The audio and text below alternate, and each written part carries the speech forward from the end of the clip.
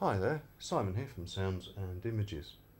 Today I'm looking at the Pyke Hunter's Jacket, Trousers and the English Oak Light Leaf Concealment System, LLCS, Balaclava.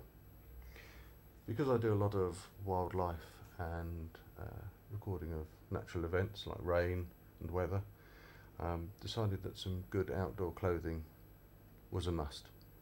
And as my birthday's coming up, I've been bought this as a birthday present. It's a bit early, but hey, very useful to have, and I'm really pleased to have it. The fabric feels fantastic, and I'm sure it will last me a long time.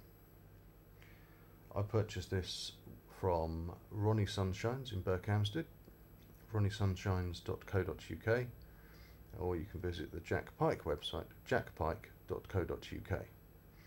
There is a fleece-lined version of the jacket called the 3-in-1. It has a removable fleece. The hunter's jacket does not have that, and so in winter I would recommend you layer up, otherwise you'll get pretty chilly.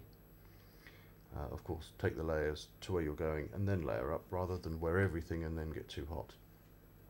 So the balaclava, this is brown and green, as you can see. It is a lightweight mesh fabric. It feels rather substantial, certainly not going to rip and tear very easily. Elasticated facial aperture, of which has a camouflage printed veil, so that if you really need to, you can pull that down and add that extra dimension of camouflage and blending in. Great idea. The only thing for me is, I think the fabric could be sewn 20mm wider of where it is, as when it's on, it's a little awkward to get to lay flat. It might be just me getting used to it, but a bit more stitching either side would help that stay flat across the face. On the back, you have the lockable toggle and cord, so you just press the button and cinch up. There's plenty of room in there to wear a woolly thermal balaclava underneath it on those really cold days, and that really will help you blend in and cut down your reflections. Next we have the jacket. The jacket, loads of pockets. It feels like a fuzzy peach, and lots of press stud to put down the flaps. But let's start with the cuffs. A great bit of design is the lining, the taffeta lining, is set back from the main coat exterior cuff, so that when you put gloves on, they go up against it and there's plenty of room for them to sit in there, and then you can cinch down the exterior cuff to keep you nice and snug, while not having bunched up layers of glove and coat material. Great idea.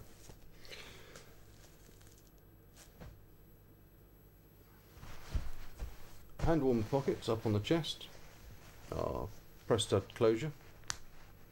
It's all waterproof.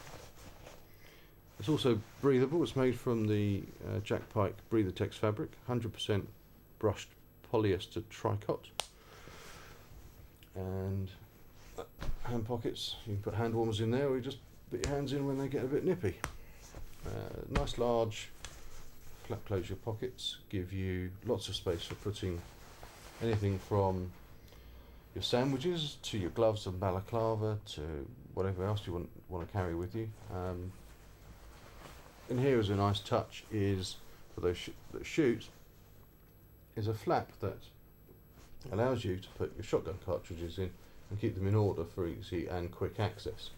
Fill the pocket with shotgun cartridges, poke a few in there, and as you work through them, take them from the pocket and put them in there, because that'll be a lot quicker and a lot better organised, because they will be presented in the right position for you.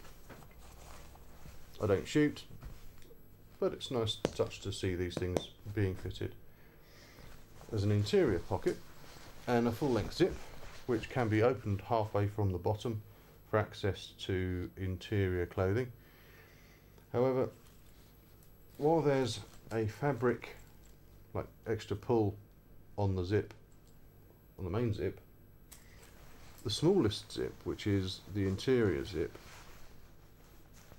for the interior pocket, great for putting your wallet and keys and phone in there, there isn't one, and this is the smallest zip pull. I would recommend that you fit one to that zip, or whether that could be looked at for a future version of the garment, because that would be a big improvement to have with cold fingers. Now, I've not seen anybody mention that particularly, but I've not exactly got sausage fingers, but I find that a little small. If you've got gloves on or you've got cold fingers, you might struggle with that one. But anyway, moving on. The taffeta and mesh lined interior is great and comfortable. Laminated membrane in there, breathable and waterproof. In the collar, there is a hood, which is one of the uncrumpled jobbies sitting up there, which I shall probably never use because I use an Australian bushman's leather hat to keep the rain off, so my hands are free instead of humping an umbrella around the place. So I think that'll keep you comfortable. I went for the green because I plan to wear the jacket away from the woods, and that will go with almost anything, a smart formal wear to casual wear. It's a really smart, well-made jacket. On the back we have heat vents both sides, but rather impressively there is a large pocket here. You may wonder what that's for. Well, for those that shoot, you'll need a game bag, and if you're not carrying a game bag with you, then you need somewhere, you need somewhere to put whatever you've shot into a pocket. So that's where this comes in. Nice long zip across the top and the flap to keep some of the moisture out. It's a side zip, and I'm actually on the wrong side, so across there. But this is where it gets really interesting. Undo these two zips,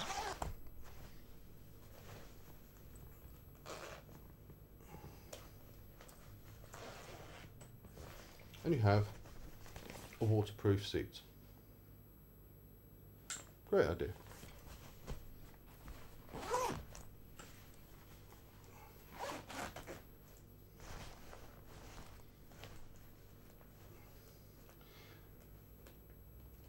The jacket can be bought online from between 65 and £75.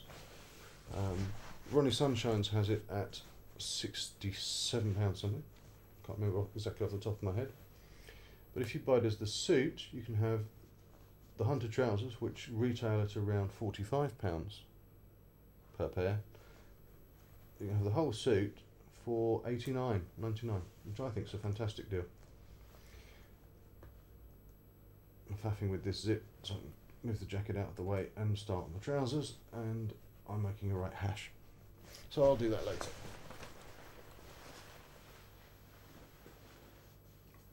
The trousers are made from the same material. 100% brushed polyester tri-cot material, which is like a fuzzy peach, feels like fabric, with a reinforced knee, reinforced seat.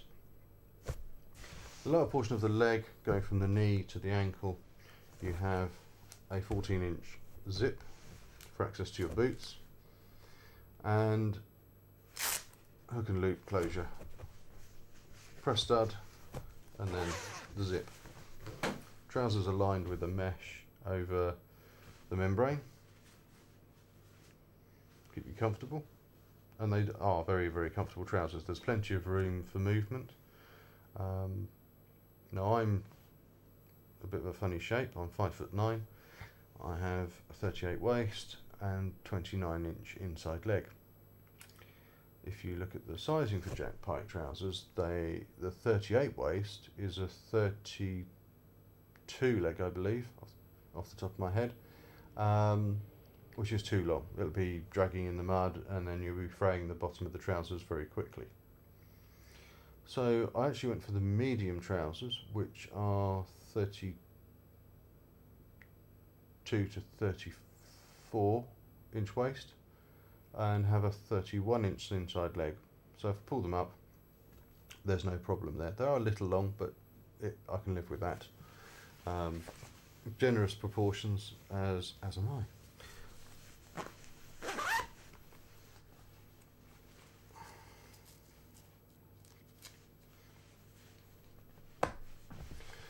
So you've got a large pocket on each leg, which is waterproof with a press stud fitting and closure. Above that you've got another large pocket, which really is quite a large pocket. That's my full span from there to there and from there to there, with a flap cover, and there's one of those each side.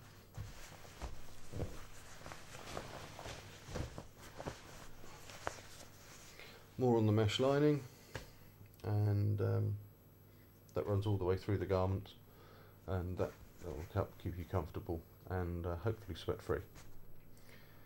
Available in English oak and English woodland and in grassland, as are the jackets.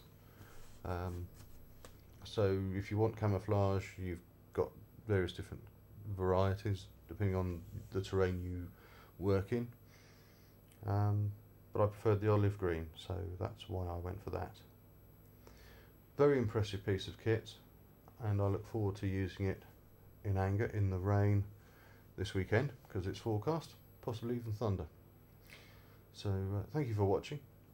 I'm Simon, and if you feel like subscribing, please do, and see you at the next video.